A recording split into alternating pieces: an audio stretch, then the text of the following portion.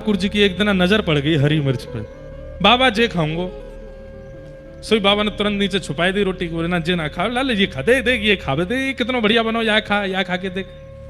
दूसरे दिन फिर नजर पड़ गई। ठाकुर जी आज सोच के बैठे हैं जी हरी वारी ही खानी है, ये कोई बहुत बढ़िया मिठाई है या हमारे बाबा मुँह खवा में ना है, कहीं मैं रोज नाम मांगन लग जाऊं या हमारे बाबा मुँह तो छुपा में।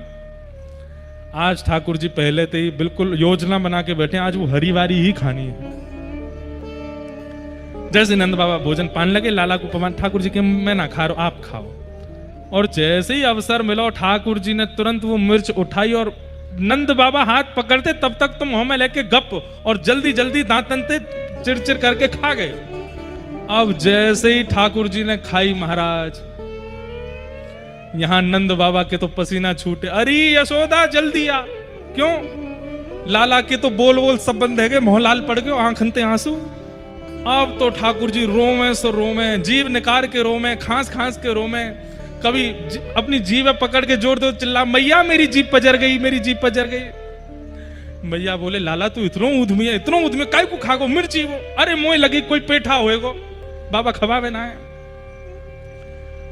अब तो पूरा नंद भवन गोपीन ते भर गयो, कोई शहद चटा रही है, कोई घी बूरो लेके आ रही है, कोई गुड़ खवा रही है, कोई सीरो खवा रही है, पर ठाकुर जी की मिर्च जा ही नहीं रही। ये देख करके नंद बाबा के आंखन में आंसू आए गए। बोले अरे बैरनी जीव, अपने लाला के काजे तू मिर्च ना छोड़ पाई, छुपा छुपा के मिर्च खा रहा हूं मैं, बेचारो आज खाए गए और कैसे हुआ को कितनी जोर से रो रहा है लाला। नंद बाबा इतने दुखी है गए कि तुरंत अपने कक्ष में जाके सो गए। नहा धो करके ठाकुर जी सवेरे तैयार होते हैं, सबसे पहले गैयाओं के पास जाते हैं। मैया कहवे लाला नहा धो के सबसे पहले गैयान को प्रणाम करवे जा, गैयान को स्पर्श कर फिर कछु करियो। ठाकुर जी गैयाओं को प्रणाम करने जाते हैं। जैसे ही देखते हैं कि कोई गैया बैठी है, सो ठाकुर जी कहें अरे अरे मैया या गैया को आलस आ गयो, या को आलस दूर कर दूं। सो बैठी हुई गैया के ठाकुर जी सिंग पकड़ लेते हैं और सिंग पकड़ करके अपनी ओर खींचते हैं। दूसरी तरफ से सिंग बलराम जी पकड़ लेते हैं। अब ऐसे सिंग पकड़ करके ऐसे ऐसे गैया के सिंग हिलाते हैं। अब बैठी रहती गैया थोड़ी देर तो कोई बात नहीं, जैसे जोर जोर से हिलाना प्रारंभ करते हैं सो ही गैया खड़ी हो जाती है। और जैसी गैया खड़ी होती है ठाकुर जी लटक जाते हैं सिंगों से। अब ठाकुर जी को तो बढ़िया झूला बन गया, गैया की सिंगन पर झूल रहे। थोड़ी देर तो गैया इधर से उधर ठाकुर जी को झुलाती रहती है, लेकिन थोड़ी देर बाद जैसे ही ठाकुर जी की पकड़ कमजोर होती है, गैया को पता चल जाए कि अब लाला गिरवे वारो है, तो गैया भी इतनी चतुर कि वो गोबर में ही जाके खड़ी हो गए। ठाकुर जी के ने आगे कुछ चल, मैं गोबर में जाऊंगा। गैया के ना अब तो मैं यही खड़ी रहूंगी, तुम गोबर में ही गिरो। और सोई ठाकुर जी को हाथ छूट जा, मैया मैया बच्चे देख जे गैया मुझको गोबर में फेंक रही है। अब मैया जब तक बचावे आवे तब तक तो लाल जी के हाथ छूट जाए और ठाकुर जी गले गले तक गोबर के ढेर में जाके गिर जाए। और यशोदा मैया निकाले, कितनों सजाए लो, कितनों ए लाला तू वैसे ही कारो, ऊपर से मैं तुमको बढ़िया सुंदर बना के रखूं, लेकिन तू घूम फिर गया गोबर में ही आके क्यों खेले, मोकू तो लगे तू पूर्व जन्म को सूकर दीख है। ठाकुर जी मन मन मुस्कुरा रहे, हाँ मैया जे बड़ा भगवान को अवतार भयो ना, जाने पृथ्वी की रक्षा करी हिरण्याक्ष से।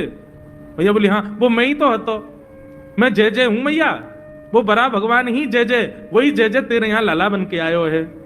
यशोदा मैया की बात ने मत बनाए कर, नेक नेक बड़ो है क्यों बोल वो सीखो, ऐसी बात बनावे, जय जय बोले अपने आप पे, नहावे धोवे है ना है, मुंह पहुंचे ना है, मैं जय जय हूं ऐसी मत। ठाकुर जी अकेले बरसाने गए और बरसाने में जाकर के महाराज अलाक निरंजन घूम रहे नन्हे से गोपाल जी बरसाने में। गोपी अपनी अपनी अटारीन से निकल के ओ देख कैसो नेक्सो से जोगी डोल लो है, अरे नेक पकड़ो तो सही। सबरी गोपी ने जाके खींच लिए ठाकुर जी, अरे बाबा घर में खेलवे की उम्र में जोगी बन गो तू, नेक्स्ट सो। ठाकुर जी भ्रगुटी टेढ़ी करके बोले हम जोगी हैं, श्राप देनो जाने, ज्यादा बोलेगी श्राप दे दूंगा, 3200 निकल के बाहर आ जाएंगी, पोपली है जाएगी तू। बोले अरे बड़ो तेज बोले जोगी तो। सब गोपियां कह रही हैं, बोले अच्छा जोगी तुम पे कहा आवे। बोले हम जिसको देख लें उसको देख करके भविष्य में उसका ब्याह किससे होगा ये बता सकते हैं। बोले अच्छा तुम बता दोगे? बोले हाँ। अच्छा नहीं मेरा बता दो, मेरा ब्याह कौन से होगा? बोले तेरो ब्याह ना होगा तू ऐसी रहेगी पर तेरो पति ना दिख रहा मुझको। दूसरी गोपी बोली अच्छा अच्छा मेरा बता दो, मेरा ब्याह कौन से होगा? बोले पास में एक गांव है, वहां पे एक गोबर चुरावे वालों गोबर चोटा रे बातें होगा तेरो ब्याह। सबरी गोपी बोली बड़ो टेढ़ो टेढ़ो बोले, तो ग्वाल वालन ने पतो करके बताई, बोले लाला ये तो बहुत जोर का उत्सव है रो। बोले कहा? एक यजमान भड़को हमारो। बोले कौन? बोले अरे वो वृषभानु नंदिनी ने एक सी छोटी सी किशोरी पहली बार मक्खन निकाल रही है। ठाकुर जी दौड़े बरसाने की ओर, पहलो मक्खन को पहलो ग्रास तो मैं ही पाऊंगा, मुंह से पहले कोई और चख नहीं लेवा। कैसे गए ठाकुर जी? बोले सखी को रूप धराए कुंवरी श्यामा। मैया ने काजर लगाया, वही ने फैला लियो, और महाराज नेक नेक घोटन पे लाली माँ लगा ली, बन गए सखी। ऊपर से चुनरी डाल के, चाल तो टेढ़ी मेढ़ी सी है ही है, सो दूर से यूं ही लगे कोई सखी आ रही। अब सबन को लगी कोई बरसाने की गोपी की लाली है। छोटे से लाल जी पहुंच गए। अब यहाँ किशोरी जी मथनी चला रही हैं। जैसे ही मक्खन निकाल के छोटी मटकी में निकारो, सखी बधाई गाने लगी। बोले जय हो कीर्ति मैया, अब तो लाली हमारी सुगड़ है गई।